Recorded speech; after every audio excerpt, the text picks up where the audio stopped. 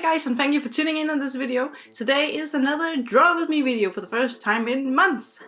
And that's not all, because recently we hit 175,000 subscribers. We're actually past 180,000 subscribers now, but never mind, we're celebrating the 175,000. So on my community tab, I asked you guys to just send me some questions, because for this celebration video, I just wanted to do some casual Q&A where you could ask me as serious or silly questions as you wanted. So I'm just going to pick out some of them, and hopefully I can fill out the 40 minutes that this video will be running. And just next to me over here, I'll just be showing you the real-time process of when I'm coloring my character Venus, who is a character in the same webtoon project that I actually featured a character from in the first Draw With Me video. So yeah, there's like circle of art. So thank you so much for providing questions for my video. Let's just jump into it. I'm really sad now that I threw away all my party hats. I really wanted a party hat for this video. A lot of you guys are, by the way, posting several questions in your posts, and I might not pick all of your questions if you pick your post. It's just because a lot of the questions are asking the same thing, or I just want to answer some other questions. I hope that's okay. So the first one is Tian Chu, and your question is, how old are you? How old do I look? Okay, this year in February I turned 30. Next question, which is still Tianchu. How long have you been drawing? Since always, by the way, but when I started to like really get into drawing and make characters and comics and stuff, I was 12, and I'm 30 now, so that'll be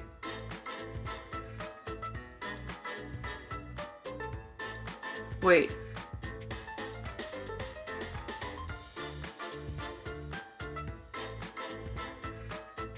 My math brain just shut down. 30 minus... I am not searching for my calculator.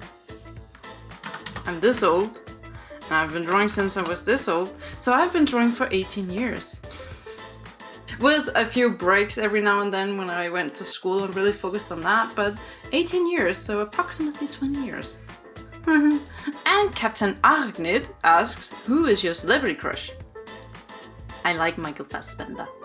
And Aboot asks, who is your favorite artist? Well, I have a lot of favorite artists, so it's really hard to answer, but if I'm going to mention one, I'm going to mention this one again, because it's an artist that have had a huge impact on my art, and that is Alessandro Barbucchi, who is one of the creators of Skydoll, but you probably know the series Witch better, which he's also an artist on, and he's also drawing Echo. He's definitely the artist that made the biggest impact on my style, and usually you can also like see kind of his style intertwined into mine. I know I'm moving a bit away from that style now and trying to create something which is a little more cartoony, but Alessandro Barbucchi, and he's definitely worth checking out. I'm also part of his Patreon because he uploads all sorts of work in process and exclusive content. I really love it over there.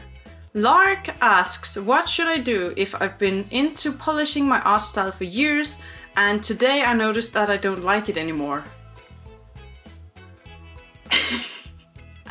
Just change it. I mean, I'm going to put some pictures on the screen now, okay? That's also art that I created, because sometimes I just get not sick of, but more like bored of drawing what seems like the same things again and again and again. So I just try to do something completely new, and that's also how my avatar came into existence, because I needed to create a simpler style that I can use in my more guide-related videos with a lot of graphics, so I didn't have to spend like 2 years on a video. And so by exploring different styles, you might also realize, hey, I actually like to draw in this way, even though I've been drawing in this way for several years. So you kind of start to combine the two or just switch between them, which is fine. You don't have to have one style and stick to it, and definitely not forever. So you can either have multiple styles, or you can just cram them together into one mass of good. I don't know what happened with my English there. I'm really sorry. But dude, never stop experimenting. Just do some other style studies and stuff, and you'll find some new things that you're excited about. And don't be afraid of just incorporating it in what you already have, or just, as I mentioned before, branch out and create something new. Just because you spend years perfecting this style doesn't mean you have to stick with it. You can just keep evolving it for the entirety of your artistic life, actually. And Gray asks, if you could have any drawing tablet, what would it be? I want the biggest Wacom Cintiq Pro on the market. It's super expensive. I'll probably never be able to save up for it, but I really like to try a big Cintiq Pro tablet from Wacom because it's been such a long time since I used Wacom, and I'm really curious to know how they've evolved and how their products are now, especially now that I have so many other products and brands to compare it to. So a big Wacom Cintiq, and I mean 16 is also fine. 16 would actually do wonders, but I think 21 or 24 inches is probably what I would go for. Hugo Villas asks, when you started your YouTube channel, did you ever think that it would grow this big? No. No way. Absolutely not. Not in my wildest dreams. Nope. Nope. I'm still not realizing it. Now I don't remember why we're making this video. Cat Bond asks, among other things, when did you find an interest in art? Like, how old were you and what led to your interest in it? So that kind of connects with the other one, how long I've been drawing. Wait, I need to adjust the camera. Has it been like this all the time? I'm sorry, guys. Wait, coffee break. Hey. Okay. What got me into art was actually a little random because I used to draw a lot of horses and animals and, you know, all the kind of stuff that little girls like to draw when they're 10 years old. And I got my first Zelda game around that age too, so I drew a lot of Zelda fan art and a lot of Pokemon, okay? But then one summer I ran into an old classmate on a, what's it called, like in English, campingplace. And he introduced me to this show called Dragon Ball Z. And that's when it all took off. I watched Dragon Ball Z every day during that summer. And then one day when I went down to a local bookshop, I found a Dragon Ball manga. It was number 2, it was the only one they had. So I bought it because, hey, I know this series. And then I realized there's this thing called manga and anime. And that's what got me started. And I had that, you know, my parents got me this How to Draw Manga book by Kate something that a lot of people have very mixed emotions about. And I tore that book apart. Not literally, but like how, in terms of how much I used it. And that's how I got into it. And then I started watching anime and playing more video games because I've always been playing video games. And that's just kind of the world that I entered. And I got a lot of art friends, and then I kept drawing and creating characters and comics, and I'm here now. Still doing the same stuff. And Trixie Velardo asks, do you recommend buying tablets for drawing digitally? Cause I just use my old phone and my little fingers for drawing. Lamau! The thing about this is, I would definitely recommend everyone who has an interest in digital art to at some point try out a drawing tablet. Whether you're going to a store and use a demo, or you buy a cheap one just to get a feeling of how it is, I really recommend just looking into it, because I mean, drawing on your phone is fine.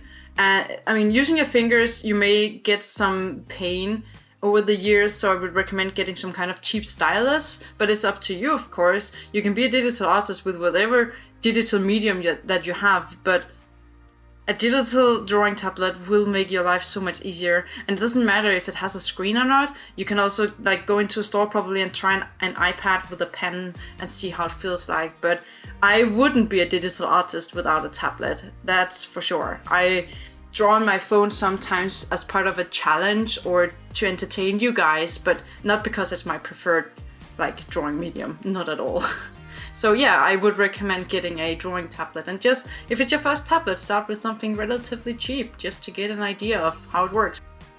And Andre Neri asks, what is the airspeed velocity of an unladen swallow?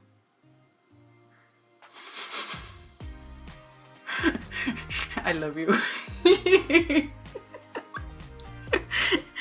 I don't know, 3 potatoes an hour. And ME Fam Corner asks, what video or thing inspired you to start a YouTube channel? Actually, this is going to sound stupid, but I decided to start uploading my speed paints for me. It wasn't enough to have them home on my computer. No.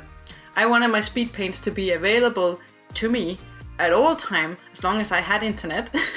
So I started uploading them on YouTube. And I didn't really get any views in the beginning. I remember the first speed paint that I uploaded was of my character Moana. No, not Moana. What the? Mohana. This was before the Moana movie came out, by the way, but Mohana. And I divided the speed paint into, I think, 2 or 3 parts because it's been such a long time since I ever uploaded anything on YouTube, and I didn't know that they removed the 10 minutes restriction. Did you know that YouTube videos once had restrictions of length? They could be around 10 minutes and no more, so you had to like divide videos into different parts. And I just did that without even researching anything about whether it had changed or not.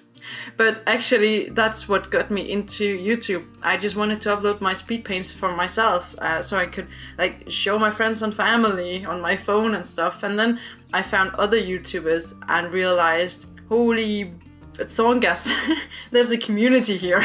I want to be part of that. And I've always had like this secret passion for editing videos and watching stuff I create become alive, if that makes sense. So videos is the perfect medium for me, and that's how it started. I just started with speed paints and wanting to share my art and get some friends and join a community, and it just took off. Monica Taylor asks, how big is your big fluffy puppy now? She's big. The last time I checked her weight, it was like 20 kilos. And she's grown up to be such a big fluffy cloud now, and she's just adorable, and I love her to bits. She's my everyday hero. Nova23 asks, what's the most embarrassing thing you've ever drawn? Probably a lot of cringy yaoi art, I guess. I mean, a lot of us go through that stage, right? At some point, the cringy yaoi phase. I mean, make no mistake, I still like yaoi, but the cringy stuff I used to draw back when I was a little teen. Let's not ever go there. Let's just not now. Let's not go there. Get it out of my head. Amber M has a lot of questions, and some of them are, I recently heard of the art challenge Mermaids of May. Are you taking part in it this year? Yes, the famous mermaid. I actually have very strong opinions about this. I love the concept, I love mermaids, I would actually love to participate, but I think this topic deserves a whole video on its own. I'm just not sure if I'm ready to make such a passionate video where I have such strong opinions. But basically, a lot of artists, while they're riding on the popularity of the mermaid hashtag, a lot of artists are also suffering. Because guess what? Mermaids have boobies, okay? People on the internet are afraid of boobies. Okay, and that results in a lot of people and bots, I don't know, maybe, I haven't researched it yet, reporting artists' mermaid art. So a lot of the mermaid hashtags are being contaminated with shadow banning.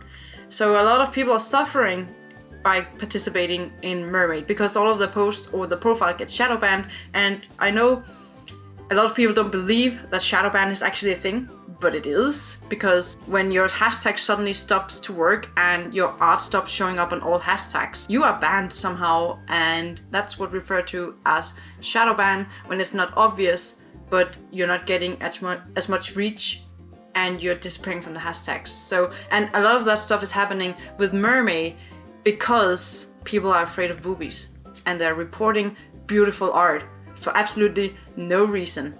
I'm getting really passionate now. I think I will move on. Wally James asks, who's your favorite superheroes and heroines? My favorite superhero is Spider-Man. It's always been Spider-Man. I've been a Spider-Man fan since I was, I don't know, 7 years old. My favorite superheroine. Am I saying that right, by the way? Heroine? Heroine? I'm not sure which one is the right one. They're completely different things. But I think it will have to be Raven from Teen Titans. I think so. Yeah, I think so. I think it's Raven. And Happy Pinecone asks, what inspired you to make this YouTube channel? Which I already answered, but more importantly, what's the origin story of Dew the Flamingo? I'll see if I can keep this brief. It's actually based on very internal jokes between me and my husband. So back when we first met, I was a lot skinnier than I am now. Not necessarily in an unhealthy way, but I was a lot skinnier, and I've always been a skinny kid, okay? So one day I showed him this picture of me as a child on the beach, and my legs at the time, I think I was 4 years old, 5 years old, they were so skinny that like the knee were just like this bulk in the middle of my legs. It looked ridiculous. I had such skinny legs. And I still had pretty skinny legs when I met my husband, back when we were just dating and getting into a relationship. So we went to the zoo, and suddenly out of nowhere, he was like, oh my God, oh my God, oh my God, look over there. Will you look over there? And I'm like, what? What's happening? And he pointed to the flamingos and he said, those flamingos have just as ridiculous legs as you have. And that's how the connection between me and flamingos were made. And then one day, not long after, we were grocery shopping, and they had like this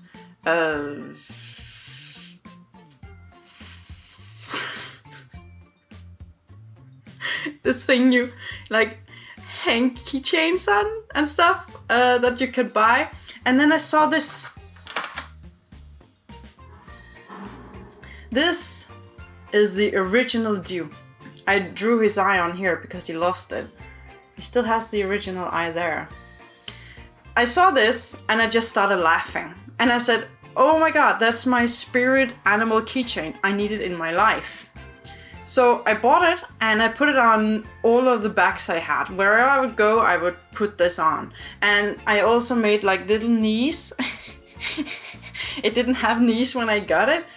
So this is the original Dew and I love it so much. And then afterwards I just started seeing these little guys everywhere, okay? And I have so many Dews. Wait, where's the Dew that used to live here? I misplaced the Dew. I have a lot of Dews, okay? But he's the original, and so I started drawing him on small post-its like this one, saying welcome home or have a nice weekend or whatever to my husband, who was my boyfriend at the time. And he started drawing Dew for me, and it just became like this internal thing. And then one day I thought, why the heck not just draw him somewhere in a video, because he's super cute. And that's Dew's current origin story. So I'm collecting these. I've even considered like starting making a franchise with Dew because he's just adorable. Oh. And lucky for me, every summer is flamingo season. Everything that comes out in the stores have flamingos on them. So I really have to do what I can to contain myself. Oh wait, I kind of want to tell why his name is Dew. And I was recently made aware that Dew is actually a Chinese swear word, I think, which means, you know. But his name is Dew because it's actually the sound that he makes when he does the dance where he goes up and down. Where is it? Here. So he will go like Dew, Dew, Dew, Dew, Dew, Dew. And the reason it's Dew is because, whoa, this is branching out in something completely random actually. My sister and I, we have regular Overwatch dates, and we play a lot of Overwatch, and we also watch these hilarious like videos with funny moments by Overwatch players. And those people making those like to put like sound effects on them, and every time for some period of time in these videos when someone would teabag another player, which means that if you shoot someone and you're feeling a little what's it called, like overne, like you're better than them, you would like go over and you teabag them. just teabag them, and those videos would have this doo doo doo doo doo sound coming, and I started I'm sorry. I would sometimes just teabag random things in the house in front of my husband while saying doo doo doo, so it became kind of the sound effects to my stupid legs doing stuff. So I started drawing and animating Dew doing the same thing as I did. That's actually how that started, and that's why his name is Dew. This is some high quality Dew. It's actually based on teabagging players in Overwatch.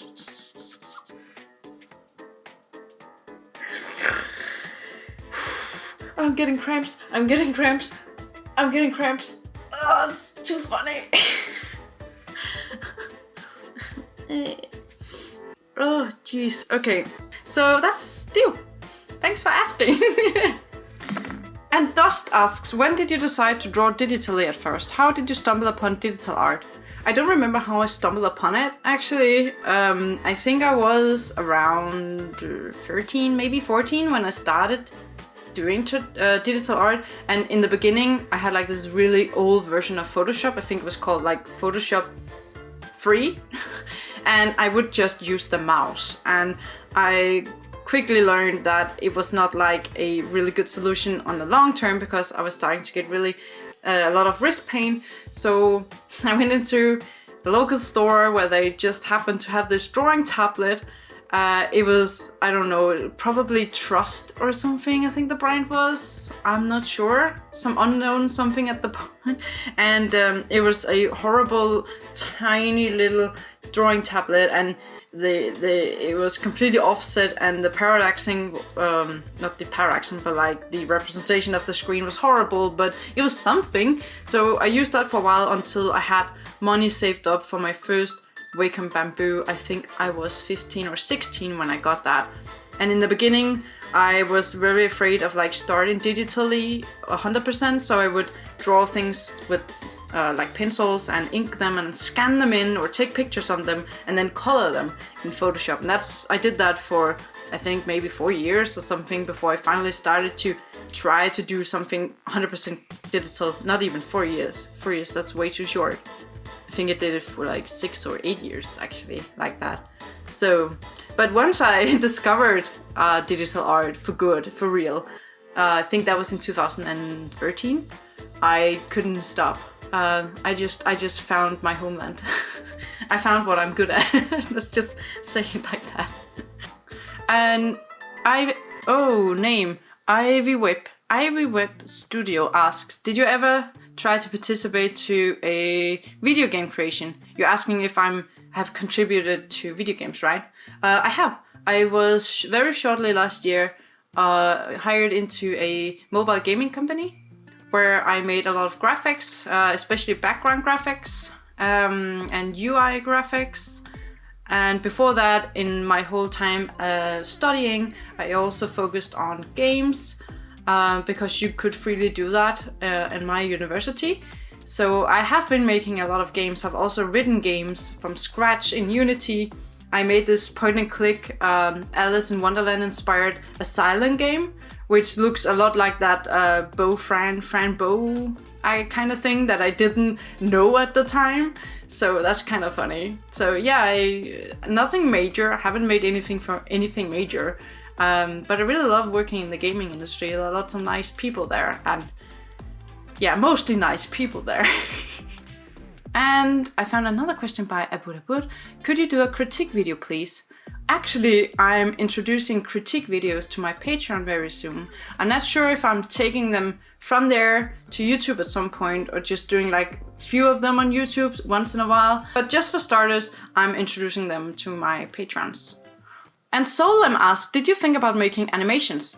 I did actually. I love animations. I'm not particularly good at it, but I love animations, and I'm thinking about how I can use animations in the future as part of entertainment in my videos, or like doing some animated story times and stuff. That would be really, really exciting, I think, but it also requires much more time for me while I'm also trying to make these weekly videos on YouTube. So I'm trying to figure out how I can make it all work at the same time.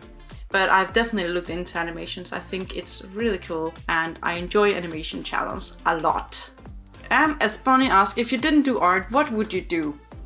One of two things, I think. I always wanted when I was a child to be a veterinary nurse or a vet, but I was very, very bad at math when I went to high school. So I didn't really make the cut for it. I just realized I couldn't do it and I kind of just gave up. Later on in university, actually, it turns out I'm really good at math. I just need the correct teacher. So I would probably have been a veterinary nurse or a vet, but other than that, I think I would be doing learning videos. Like I've been making a lot of e-learning for a company I was hired in for a couple of years ago. And I really enjoyed like taking a portion of info and translating it with graphics and video and speak into something that other people can use, like I'm doing on this channel actually, just a lot more focused on other subjects. But I would definitely be creating graphics and videos in some kind of way, if not for YouTube. I've picked out a lot of questions from YouTube. Now I want to move on to some of the questions asked by you guys on Instagram, because I asked you guys there as well. Sarah.dev asked, what brushes do you mainly use in Procreate? And here's my secret. I mainly use the default brushes. And those few, I mean, I do have a lot of custom brushes, but like in Photoshop, I don't really use them for some reason. But the few I do have, I don't really remember where I got them anymore, but I am currently, and have been for a while, actually working on a brush set in Procreate that I'm going to give to you guys. So yeah, stay tuned. You will get them at some point. Paul Gradinaro asks, do you have a big project coming up? I do have my webtoon project. I've been working on the story for this webtoon for 5 years. But it hasn't really taken off until this year, actually, because I was struck with sudden inspiration. Most of my inspiration actually comes from listening to songs and the lyrics in songs, and all of my characters and stories kind of have like their own soundtracks. And I heard some songs this year that just really started showing me some pictures in my mind that I translated into this webtoon, merged it with the idea I already have for this webtoon. And I actually wrote a whole chapter. It's not even the first chapter, I just wrote a whole chapter. I'm really proud because I'm actually really slow when it comes to like big projects. So hopefully it will air late this year, because I need to draw a lot of episodes before I can start upload to make sure I can keep uploading consistently. So Lisa Carlson Art asks a very relevant question. Is it GIF or GIF? You know the debate, right? Whether GIF is pronounced GIF or GIF. And I think I just gave myself away. Definitely GIF. It's GIF. GIF. And if you don't believe me, just ask PewDiePie. It's GIF. Morgane Fau asks, your first Diabolosa sketch, my demonish OC that you guys apparently love a lot. The first sketch I made of her was actually just a random design, because I wanted to get better at using, was it acrylics? I think I wanted to practice acrylics. I need to show you this actually, I have it here. Down here. Oh, if you ever wondered what Dew looks like naked, this is Dew naked. Sorry. is it? Where is it? So the sketch I made it digitally in Procreate, I think, maybe Procreate, I don't remember anymore. And it's the one that you see on the screen right now. And then I printed it out and used some transfer paper to transfer it onto this one because I wanted to get better with acrylics, but I never actually finished it. It would be fun to finish it someday, but this is what it looks like so far. No, is it acrylics or is it gouache? Now I'm actually in doubt if it's acrylics or gouache. I think it's acrylics. I'm not sure, but it would be fun to finish this one day. But traditional art just isn't my force. Digital art is my force, but I want to be able to do this as well. So it looks just, you know, like better than this. And Oblivion Heart X asks, this is a really deep question. Why do you love art? Art is my escapism. I hope I'm saying that word right, escapism. When I draw and get drawn into the world that I'm creating or thinking about when I'm drawing, or the characters, it's like I forget that I'm here. You probably know the feeling like when you're sitting in a car, you're not driving, you're just on the back seat listening to music and just watching the landscape. Your mind can sort of like drift away. Or if you watch a movie on your sofa or in the cinema and you kind of forget that you're sitting there in the chair, you're just so absorbed into what's happening on the screen that it's almost like you don't notice that you have furniture around your TV, right? That's what happens with me when I draw. I become really, really like in this insanely focused mindset. Sometimes if my husband is sitting next to me and talking to me while I'm drawing, it's like I just don't hear him. It's not like I'm ignoring him or find it annoying, not at all, but it can be very hard to penetrate through to my conscious when I'm there, because I'm away, I'm on adventure, I'm living in these worlds, I'm hanging out with these characters or watching these characters. So I love art because it allows me to take a step back and just enjoy the world that I'm creating or thinking about, and feel how real it is actually, because this is getting really deep and I'm sorry for this, but I'll try to make it short. We can discuss whether things are real or not, like imaginary characters, my OCs, are they real or not? Well, they're real to me, because to me they have a story, they have a design. No, it's not a tangible person. I can't grab Diabolosa's hand and say, hey, how are you doing today? But I can imagine how she's doing and drawing it, and the feelings I have towards it might be relatively close to grabbing her hand. So to me it's real, and it feels very real when I'm in the zone, okay? And that's why I love art, because it feels so real to me. This, you know, look it up, escapism. And in a positive way, okay? Escapism. Drawing is my escapism. It's Mayor ask, congrats for the 175k. Thank you. I'd like to ask how your pets are doing. Oh, my pets are doing fine, especially my dog. I used to have 4 rats. Now I only have 2. We had to say goodbye to Anubis early this year, in February. He was just getting old. I didn't think he would be the first to go, but he was. He was my dumper rat. He was the cutest looking one of them. It always looked like someone had taken his cookie. And I miss him a lot, and it was really hard to say goodbye to him, but it was the right decision to take him to the vet and let him sleep.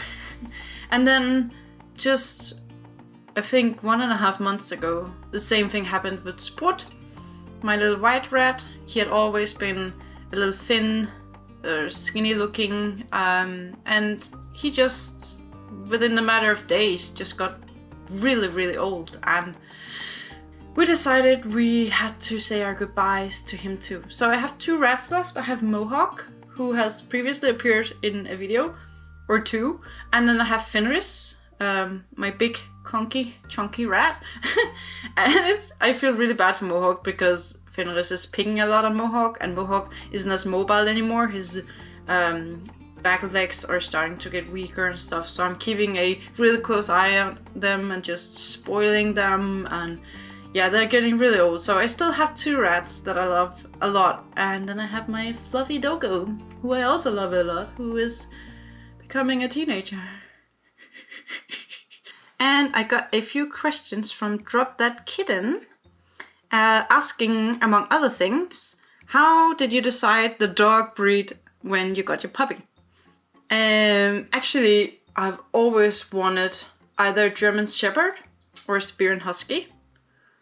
I think those 2, Golden Retriever. I also really love Golden Retrievers, so those 3, but mainly the Siberian Husky were my absolute favorite dog races. I mean, I always studied the races, but when we finally decided we were going to get a dog, I did a really in-depth analysis and research on the different races. And we live in an apartment right now. We don't have a garden. We do have like a big balcony, but we don't have a garden. And I figured a Siberian Husky in an apartment is definitely doable, but I will be a first-time dog owner, so maybe that's not a good place to start. This dog doesn't necessarily have to be the only dog I will ever get. It may be not. I don't know. So I decided, okay, maybe Siberian Husky, at least right now, is not a good time. So I was thinking about like getting a German Shepherd, and I'd either want one completely black or completely white. And I also read a lot upon them, but I ultimately decided not to get one because I know that German Shepherds are very, what's it called, like wachsam, cautious, looking out for the home, and that can result in barking behavior. And we live in an apartment, and I don't want my dog to bark all day at things moving outside or when we're not home or something. So maybe some other day, I don't know. So we decided not to get a German Shepherd. So I was really considering getting a Golden Retriever because it's the goodest of goodest boys, as the internet claims.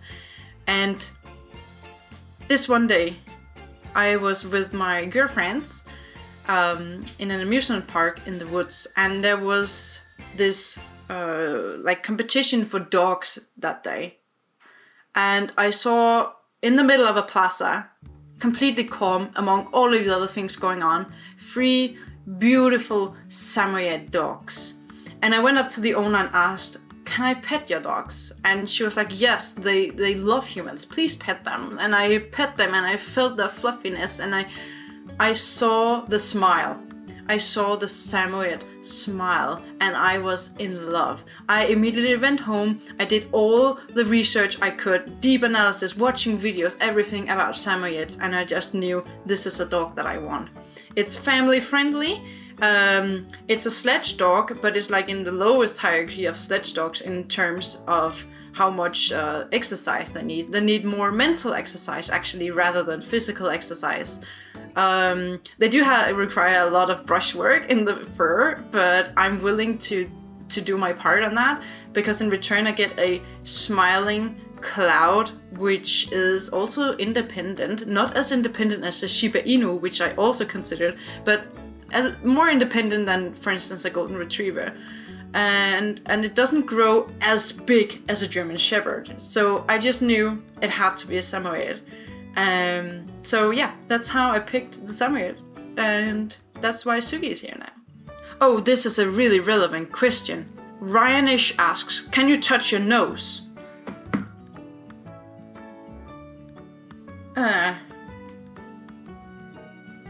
Wait, with my finger or like my tongue? I used to have a really... No, I can't. I'm sorry. And I think the last question for now is, do you think birds are fake and COVID is an excuse for the government to change the batteries?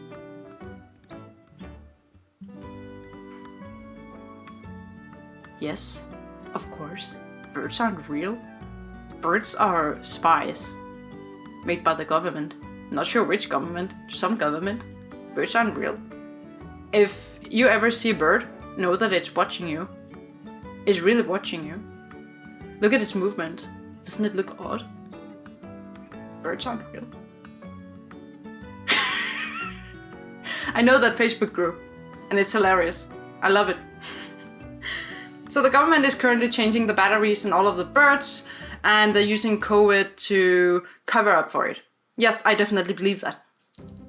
And I think I have been rambling for long enough now, guys. I would like to end it here on a positive note, just saying thank you guys so much for being here. 175,000 people. Nope, I still can't see it. I don't believe it. I'm really grateful to have you here. And just to show how much I really appreciate you guys, I'm going to say that I love you, but I'm going to say it in Danish. Jeg elsker jer. Højt. Meget højt. Thank you so much for watching, guys. Remember to give this video a thumbs up. It really helps my channel a lot. And share it with your friends and enemies as well. Yes, also with your enemies. Just to piss them off. Thank you so much, guys. And I'll see you next time. Take care. Bye.